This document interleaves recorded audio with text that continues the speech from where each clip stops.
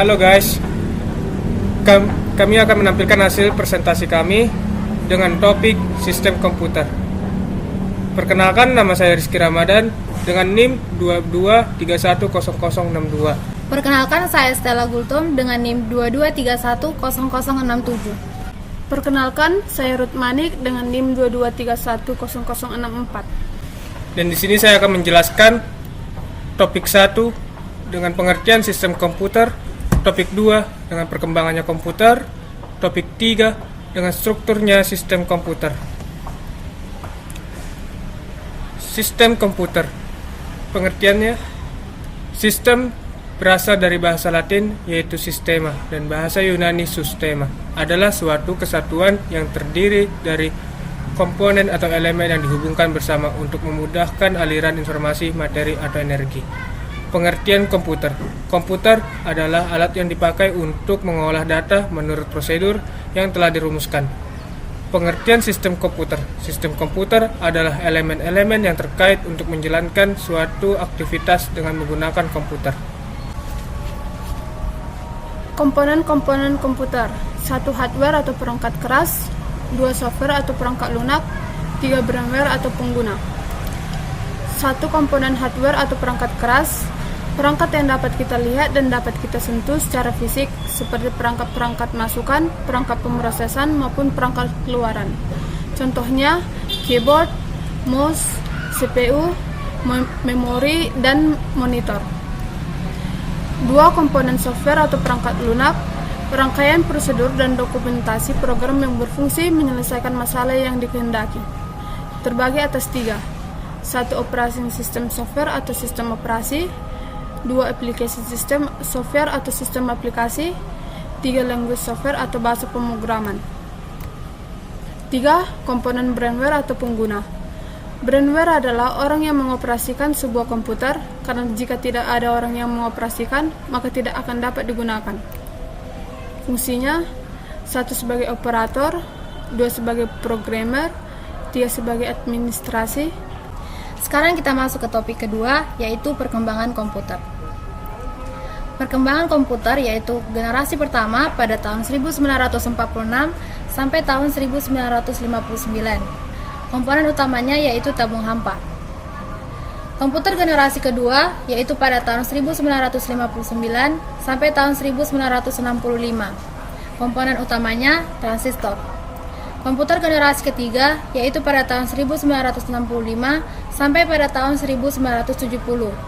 Komponen utamanya yaitu IC, Integrated Circuit. Komputer generasi keempat yaitu tahun 1970 sampai sekarang. Komponen utama yang digunakan mikroprosesor. Dan sekarang kita masuk dengan topik ketiga dengan struktur sistem komputer. Struktur sistem komputer. Di sini ada input device, input or output ports, output device, data bus, CPU, CPU plus ALU, control bus, memori, RAM, ROM, dan di sini ada address bus.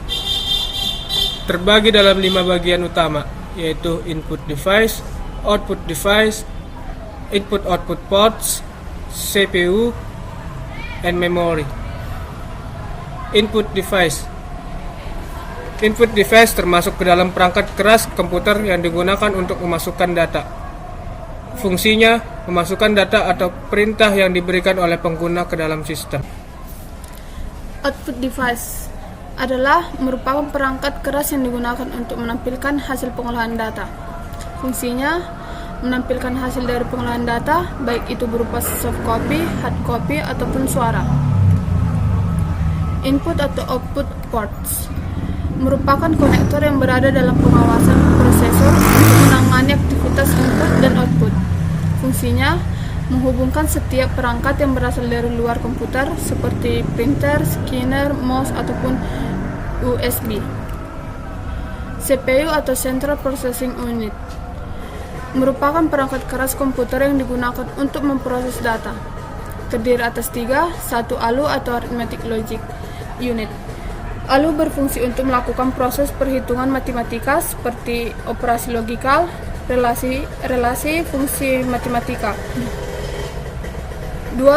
CU atau Control Unit berfungsi untuk mengendalikan mengatur sistem komputer. Fungsi atau tugas CPU mengendalikan seluruh perangkat input atau output, mengambil data dari main memori, mengirim data ke ALU jika terdapat proses perhitungan, mengirimkan data yang salah diproses untuk disimpan. Register merupakan memori dengan kapasitas kecil yang memiliki kecepatan yang tinggi. Memori mengacu pada perangkat yang berfungsi sebagai media penyimpanan dalam sistem komputer. Terbagi atas dua, yaitu memori internal dan memori eksternal.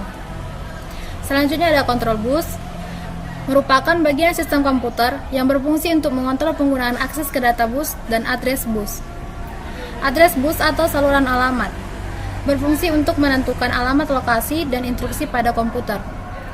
Data bus atau saluran data merupakan bagian dari sistem komputer yang menjadi jalur perpindahan antar data yang terdapat dalam modul sistem komputer. Sekian presentasi kami. Thank you. 시청해주셔서 감사합니다.